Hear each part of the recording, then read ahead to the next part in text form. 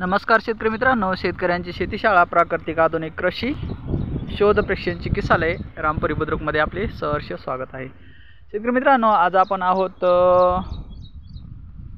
खिल्लारे साहेबांच्या प्लॉटवर। यशवंत खिल्लारे सर यांच्या प्लॉटवर आज वॉटर सोल्युबल खत सोडलं आहे सर ना।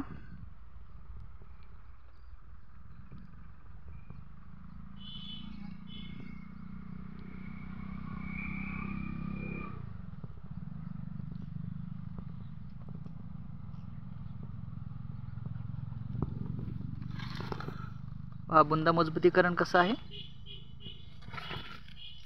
एक नंबर। आणि जमीन कशी आहे, सर्वसाधारण आहे, है ना। मस्त छान ग्रोथ आहे।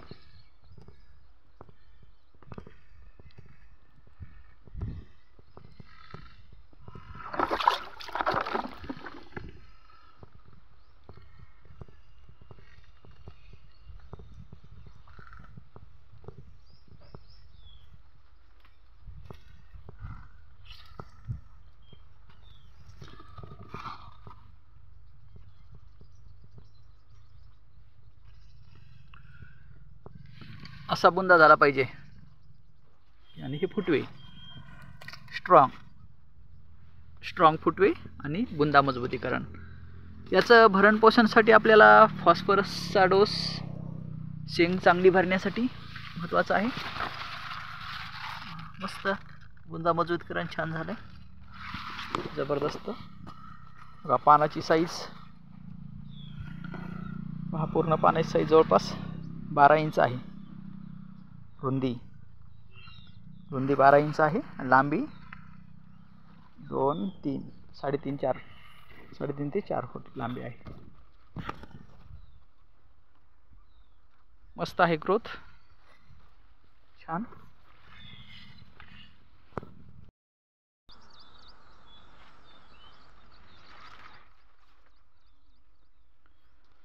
फ्रेश आहे, कुठलंच डिसीज वगैरे नाही आहे।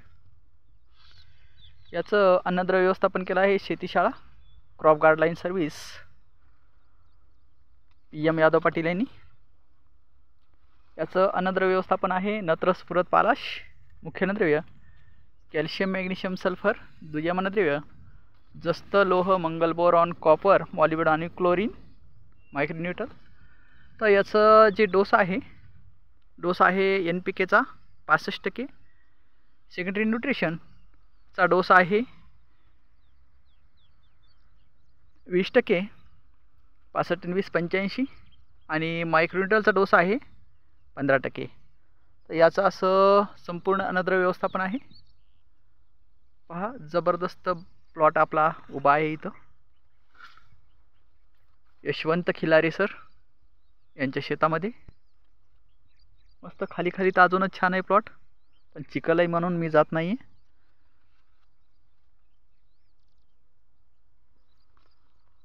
मित्रांनो, समजून घ्या की झाडाला भरघोस आणि दर्जेदार उत्पादन घेण्यासाठी काय लागतं। तर सुरुवातीच्या अवस्थेमध्ये जे नत्र स्फुरद पालाशमध्ये आपण जे पाहतो, पहिला घटक कोणता, नत्र।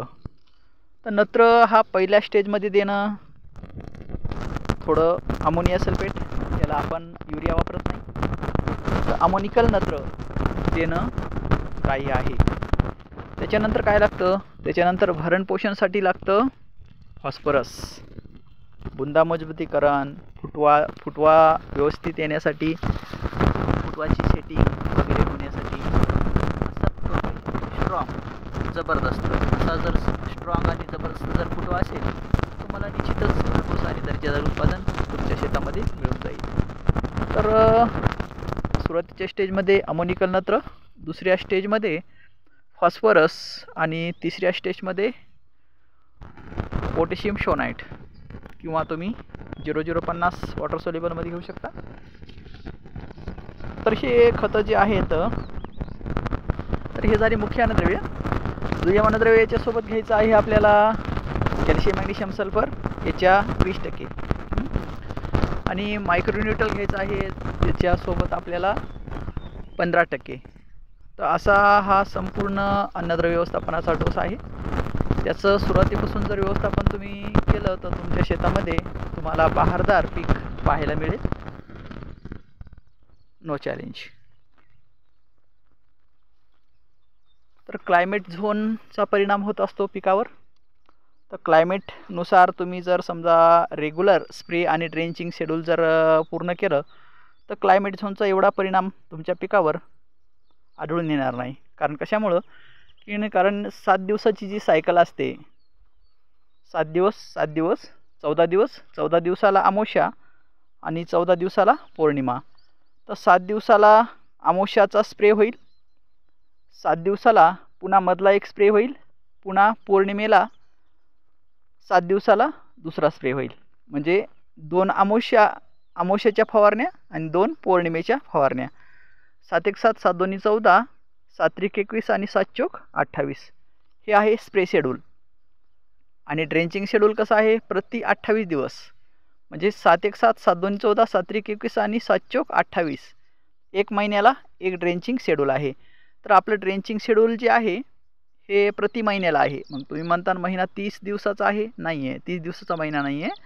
तुमचा मोबाईल आहे ना, तर तुमच्या मोबाईलला रिचार्ज किती दिवसाचं मिळतं, 28 दिवसाचं. का मिळतं, कारण एक महिना पूर्ण 28 दिवसालाच होतो. कारण त्याच्यामध्ये एक दिवस किंवा 30 दिवस जे तुम्ही म्हणता त्याच्यामध्ये 2 दिवस एक्स्ट्रा घालायचे कुठून, कारण मिळणारच नाहीत ना. कारण 7 दिवसाचा हप्ता आहे आपला, 7 चोक 28. 4 हप्ते झाल्यावर एक महिना पूर्ण होतो. म्हणजे 7 दिवस झाले आणि पुन्हा 7 दिवस झाले, 14 दिवस झाले, 14 दिवसाला अमावस्या येते, 7 दिवस झाले, पुन्हा 7 दिवस झाले, पुन्हा 14 दिवसाला पौर्णिमा येते. एक अमावस्या आणि एक पौर्णिमा असं मिळून 28 दिवस पूर्ण होतात. म्हणजे एक महिना पूर्ण होतो.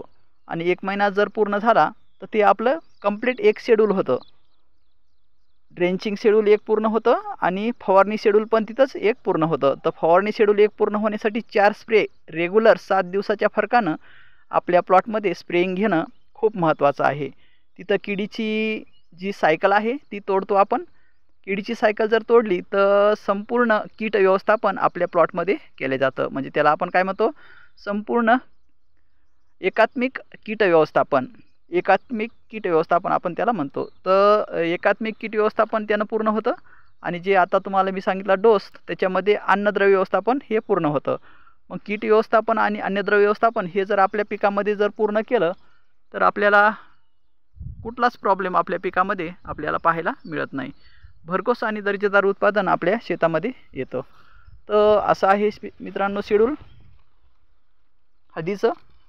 40 क्विंटल प्रति एकर जर हळद आपल्याला घ्यायची असेल तर हे शेड्यूल तुम्ही पूर्ण करा. ॲक्युरेटपणे हे जर शेड्यूल तुम्ही पूर्ण केलं तर निश्चितच आपल्या शेतामध्ये आपल्याला भरघोस आणि दर्जेदार उत्पादन पाहायला मिळेल. थँक्यू मित्रांनो. जय हिंद जय Bharat. Wish you all the best. कसा वाटला प्लॉट आमचा, लाईक शेअर कमेंटमध्ये सांगा. आणि आपल्याही काही प्रश्न असतील, काही अडचणी असतील तर आमच्या व्हॉट्सअप नंबरवर विचारा. आमचा व्हॉट्सअप नंबर आहे 96 23 06 67 88. या नंबरवर तुमच्या समस्या तुम्ही टाकू शकता. तुमच्या प्रश्नाचं उत्तर देण्यास आम्ही समर्थ आहोत. जय हिंद जय भारत. वंदे मातरम.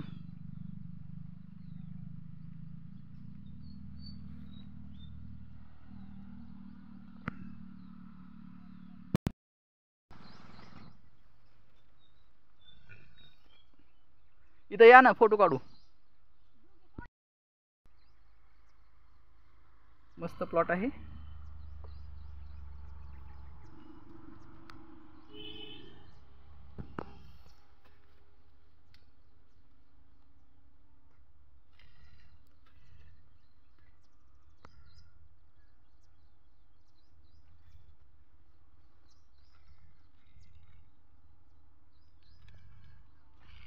थँक्यू मित्रांनो. कसा वाटला प्लॉट, लाईक शेअरमध्ये कमेंटमध्ये सांगा.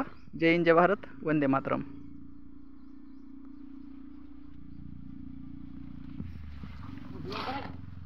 नीर करून आलो.